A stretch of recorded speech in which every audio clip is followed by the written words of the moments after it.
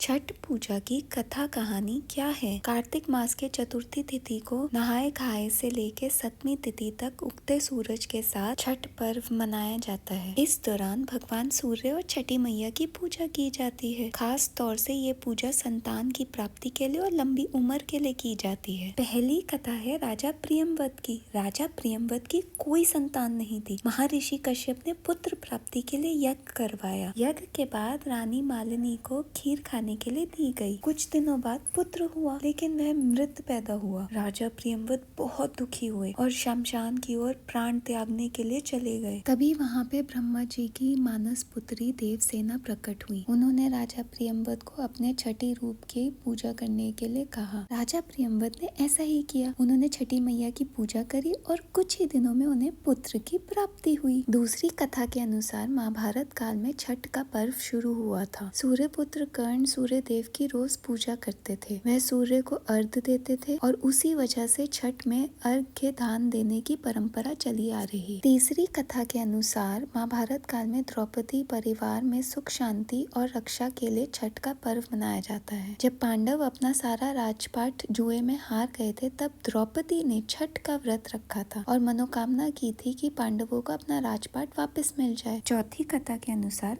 आनंद रामायण में जब भगवान राम ने रावण का वध किया, तब राम जी को ब्रह्म हत्या का पाप लगा था। इस हत्या से मुक्ति पाने के लिए कुल गुरु मुनि वशिष्ठ ने ऋषि मुग्दल के साथ राम और सीता को भेजा था। भगवान राम ने कष्टहरणी घाट पर यज्ञ करवाया, ब्रह्म हत्या के पाप से मुक्ति पाई। तभी वहाँ आश्रम में माता सीता ने कार्तिक मास की षष्ठी तिथि को व्रत रखा था। छठी मैया की कृपा से संतान को सुख सुविधा प्राप्त होती है और साथ ही जीवन में आने वाले कष्टों से निवारण मिल जाता है।